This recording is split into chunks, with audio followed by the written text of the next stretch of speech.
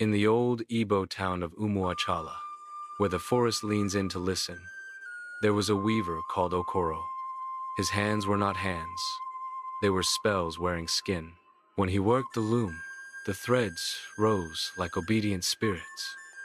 Colors bled into one another the way night bleeds into dawn. People came from 7 villages just to watch him weave. Yet every single cloth he ever made vanished at sunset, folded, carried behind his mud hut, locked inside a cedar chest older than the oldest man alive.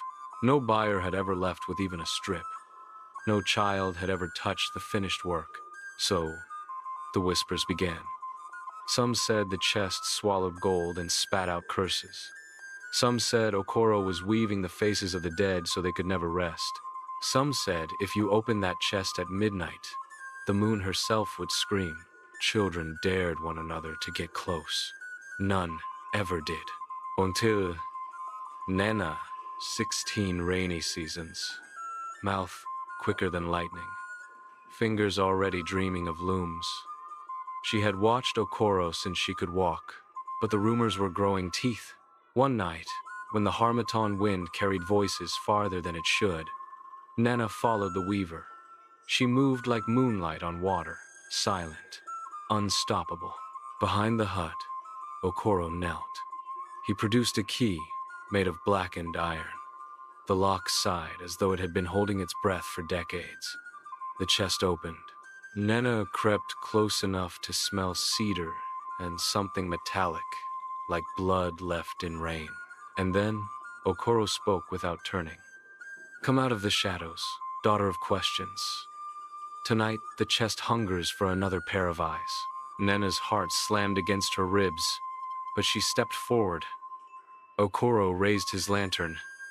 Inside the chest lay cloths that breathed. They glowed with their own soft light indigo, gold, the red of fresh palm wine, and on every single one, faces. Hundreds of them.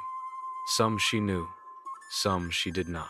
The face of Elder Ogbufi, who died last moon, mouth open in a scream that had no sound. The face of little Amaka, who vanished during the last festival, eyes wide, pleading.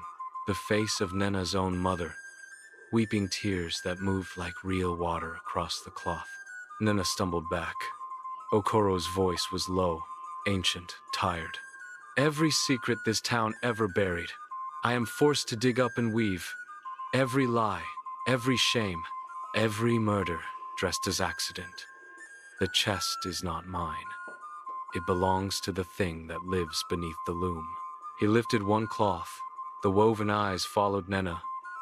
If these stories are ever seen by daylight, he whispered, the owners of the secrets will come for me. They have killed weavers before me.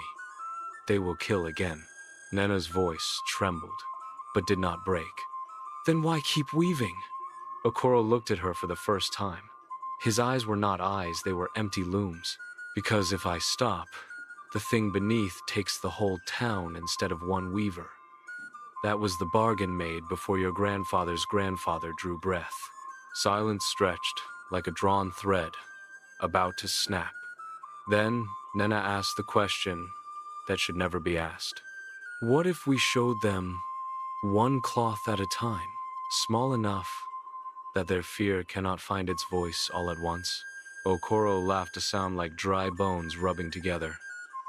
Child, many have tried to be braver than the curse. Their tongues are woven into the hem of the very cloth you stand upon. He pointed to the ground. Nena looked down. The mat beneath her feet was moving. Tiny stitches of red were crawling up her ankles like ants. She froze. Okoro's face softened. Run, Nena, before it learns your name. But Nena did not run. Instead, she reached into the chest and pulled out the cloth with her mother's weeping face. The moment her fingers touched it, every lantern in Umuachala went out at once. Total darkness.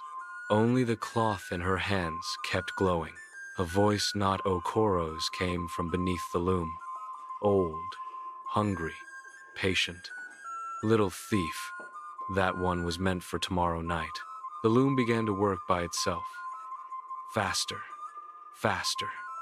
Threads shot out like spears, searching for Nenena's shadow. Okoro lunged, shoving her toward the door. Take it and run. Hang it where the sun will see it first. Break the bargain before it breaks you. Nena fled into the night, clutching the glowing cloth to her chest. Behind her, Okoro's scream rose and cut off suddenly like thread sliced clean by a blade. She did not look back. At dawn, trembling, Nena nailed her mother's cloth to the iroko tree in the village square. The whole town gathered. First came whispers, then gasps, then silence so heavy it hurt. Because the weeping face of Nena's mother was no longer weeping.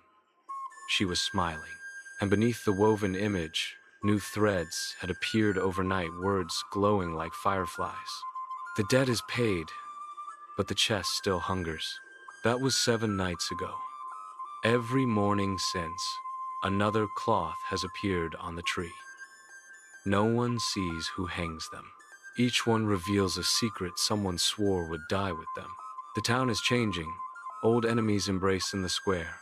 Confessions fall like rain. But every night, from the direction of Okoro's hut, the loom can still be heard. Click, clack, click, clack. Faster, now. And last night, a new cloth appeared. This one shows Nena herself, standing in front of the cedar chest. The chest is open. Inside, Okoro's headless body kneels, still weaving, and the Nena's woven hand is reaching for the next blank cloth. The eyes in the weaving have not yet been finished. They are waiting. Tonight is the 7th night. If another cloth appears on the tree by sunrise, we will know the bargain chose a new weaver. If nothing appears, pray the chest finally slept. Either way, I will be watching the iroko tree when the first cock crows. Subscribe and turn on notifications.